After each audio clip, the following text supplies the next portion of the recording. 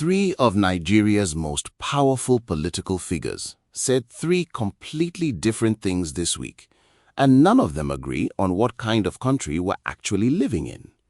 The presidency called an opposition candidate a pathological and serial liar. A former vice president warned the sitting president that nothing must happen to that same candidate.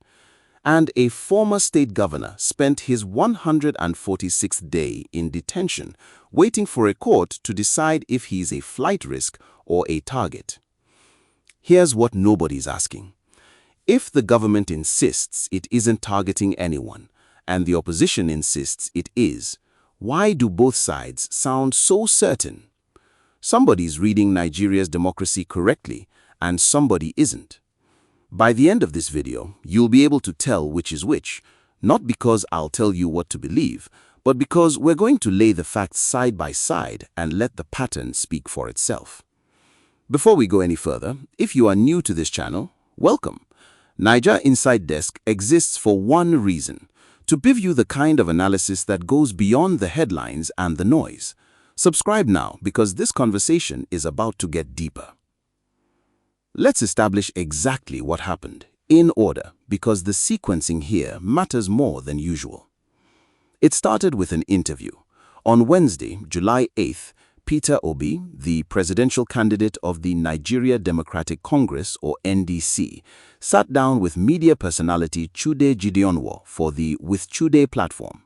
In that conversation, Obi said something that would normally stop a nation cold, that he could not be certain he would still be alive to contest the January 2027 election. He tied that fear to what he described as a pattern: an incident involving his vehicle at an airport, pressure on people not to associate with him socially, and a broader sense that the federal government was frustrating his business interests, including his stake in Fidelity Bank. The presidency did not wait long to respond. That same Wednesday night, Bayo Onanuga, the special advisor to President Bola Tinubu on information and strategy, posted a rebuttal on his X account that didn't just deny Obi's claims, it attacked his credibility directly, describing him as a pathological and serial liar whose story was, in Onanuga's words, a page from his book of lies and propaganda. Onanuga also suggested the airport incident was self-inflicted, the result of Obi's own vehicle flouting parking regulations. Then, on Thursday, July 9th, a third voice entered, one that changes the shape of this story entirely. Former Vice President Atiku Abubakar, now the presidential candidate of the African Democratic Congress, or ADC, issued a statement through his spokesperson, Frank Shaibu. Atiku didn't just weigh in on Obi, he widened the frame to include former Kaduna State Governor Nasir El-Rufai, who has been in the custody of the Independent Corruption Practices and Other Related Offences Commission, or the ICPC, since February. Atiku's message was blunt: nothing must happen to Peter Obi, and El-Rufai should be released immediately. And, as if to prove that this isn't a story with a tidy ending, on Thursday, July 10th, the very morning some of this is being recorded, Onanuga went again, this time calling Obi clueless over Obi comments made about how quickly former Presidents Obasanjo and the late Yaradua used to respond to his calls as governor. So this is not a single dispute, it's three separate confrontations: presidency versus Obi, Atiku versus the presidency, and a long-running institutional battle over El-Rufai, all colliding in the same 48-hour window, 18 months before Nigerians vote again. To understand whether this is politics as usual or something more serious, we need to look at the institutions actually doing the work here, not just the personalities trading statements. Start with the presidency's communication apparatus itself. The Special Advisor on Information and Strategy is not a neutral government spokesperson in the way, say, a press secretary in a parliamentary system might be. The role exists to protect and project the president's political standing. When that office describes a rival candidate as a serial liar rather than issuing a measured factual rebuttal, it's making a choice, and that choice itself is information. It tells us the administration has decided that combative language is a more useful tool than institutional restraint, at least for now. Now look at the judicial and anti-corruption machinery around El-Rufai. This is where the facts get more granular and where attribution matters most. El-Rufai has been in ICPC custody since mid-February after Department of State Services operatives took him into custody upon his return from Cairo.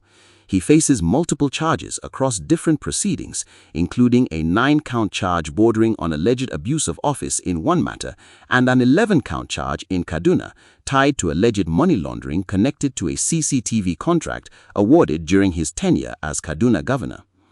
A Kaduna State High Court denied his bail application in late June, with the presiding judge ruling that his defense had not established the exceptional circumstances needed to justify release while trial continues, though the court did order the ICPC to give him unrestricted access to his own medical team. He was granted bail once in April, under conditions requiring sureties from specific Abuja districts and a deposited certificate of occupancy, conditions his legal team could not meet and which the Nigerian Bar Association's own president has publicly flagged as part of a wider pattern of unusually stringent bail terms across the system. Here's the institutional tension. The ICPC and the courts insist they are simply applying the Administration of Criminal Justice Act and that El-Rufai's case is being handled like any other criminal matter. El-Rufai's supporters, and now Atiku, argue that the severity of the charges, the difficulty of the bail conditions, and the timing relative to his political profile all point towards something closer to selective prosecution. Both things can be procedurally true at once.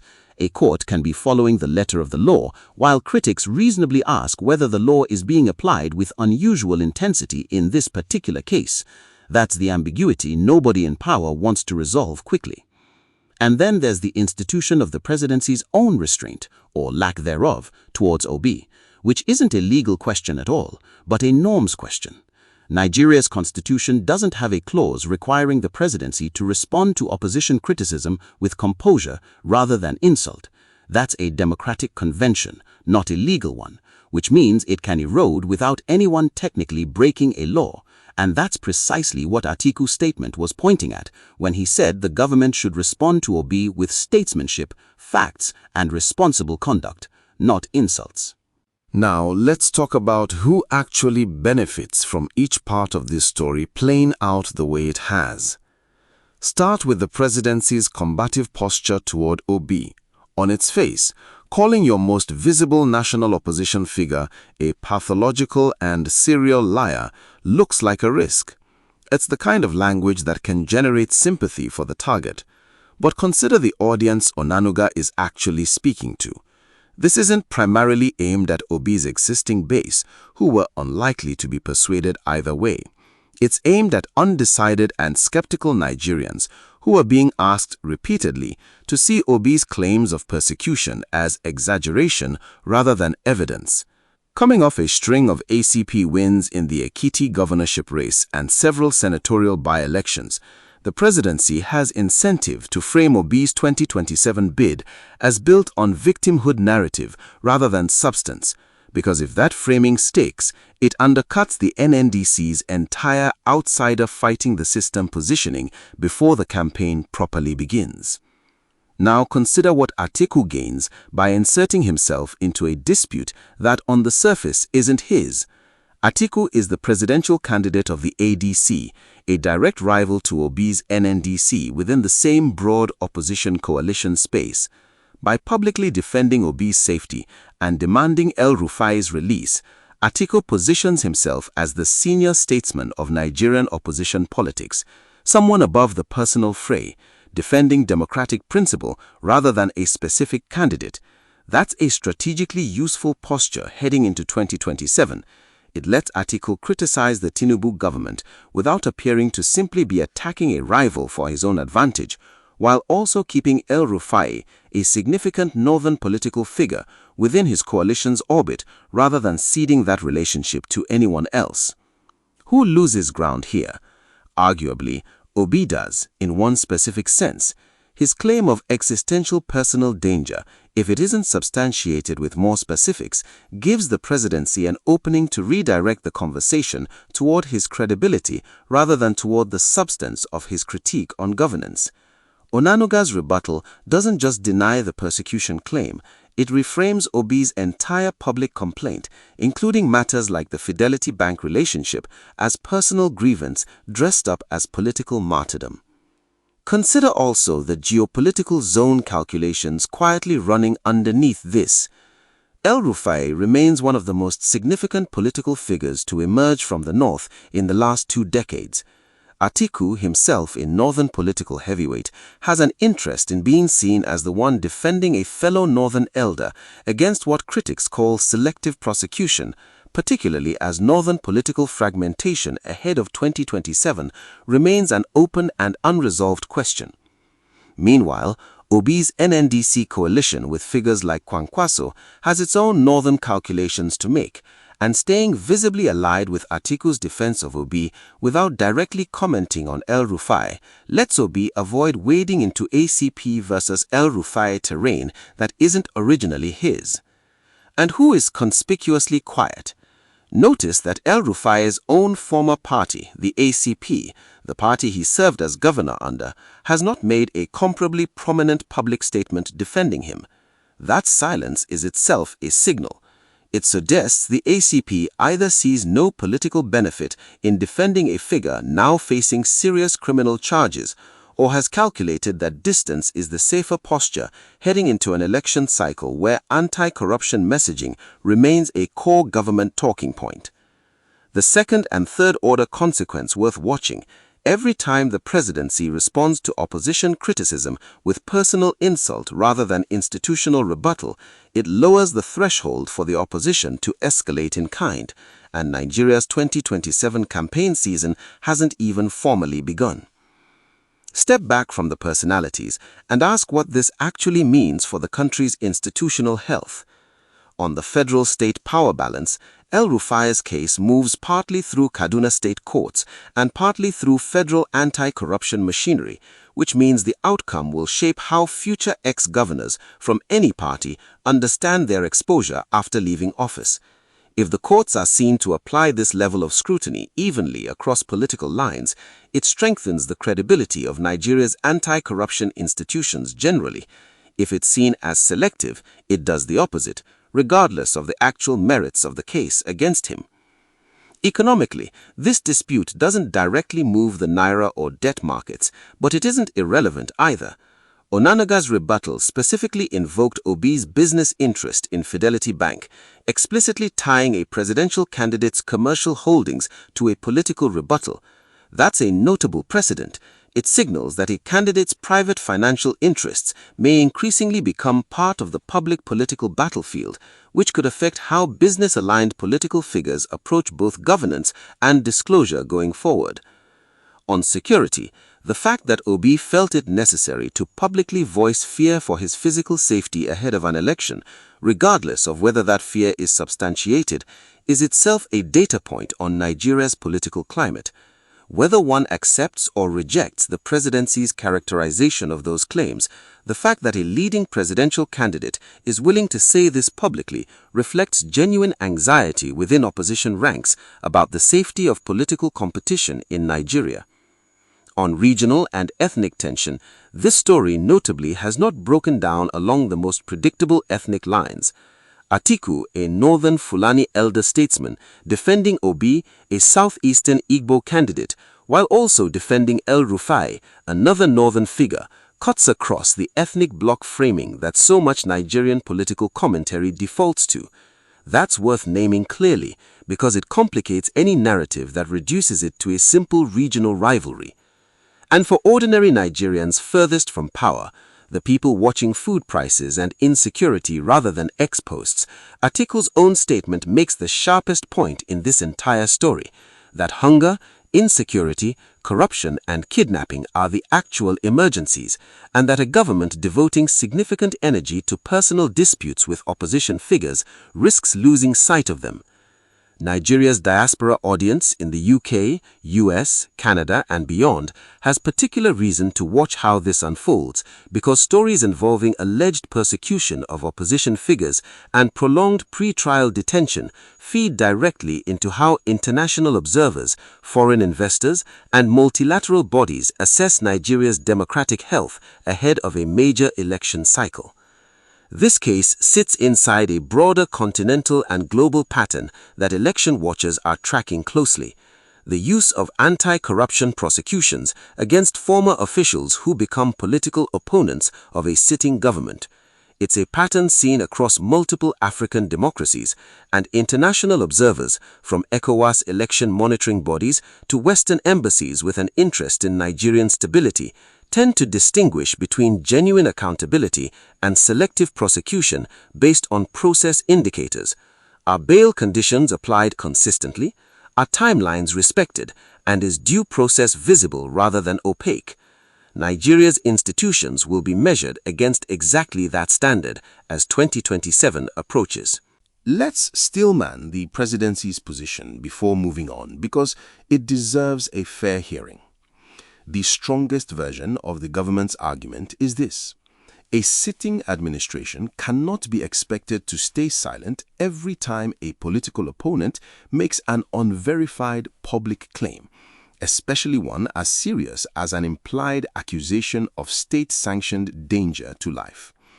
If Obi's claims are indeed unsubstantiated, and it's worth noting that as of this recording, he has not offered specific documented incidents beyond the airport episode and general assertions, then a sharp rebuttal isn't necessarily an overreaction. It may be a legitimate defense against a damaging and unproven allegation being amplified through a viral interview clip. On El-Rufai, the strongest version of the ICPC's position is equally worth stating plainly. Nigeria's anti-corruption institutions have long been criticized, including by figures like Atiku himself in unrelated contexts, for being too slow and too lenient toward powerful former officials. A rigorous, evidence-based prosecution of a former governor, regardless of his political profile, is precisely what accountability is supposed to look like, and treating every prosecution of a political figure as automatically illegitimate would gut anti-corruption enforcement entirely. The most common misconception circulating on social media right now is the flattening of this into a single storyline. The government is persecuting the opposition, or conversely, the opposition is manufacturing victimhood. Neither captures what's actually happening. This is three distinct situations: a rhetorical clash, a due process and bail conditions dispute, and a genuine anti-corruption prosecution that are being merged into one narrative because they happened to converge in the same week and involve overlapping political figures. What's being lost in the noise is the distinction between disagreeing with how the government communicates and disagreeing whether prosecutions are justified on the facts. You can believe Onanuga's tone was excessive, while also believing the case against El-Rufai has genuine legal merit. Those are not contradictory positions, and Nigeria's political discourse would benefit from allowing them to coexist. What this means for Nigeria's democratic trajectory is this: the health of a democracy is tested less by whether disputes happen and more by whether the institutions handling them, courts, anti-corruption bodies, and the presidency's own communications, can be trusted to apply consistent standards regardless of who is involved. Looking ahead, there are three moves worth watching from each side. From the presidency, expect continued sharp rhetorical responses to Obi, at least while the government believes this framing is working politically. Watch for whether any of Onanuga's claims, particularly around the Fidelity Bank matter, are followed up with documentary evidence, or whether they remain assertion versus assertion.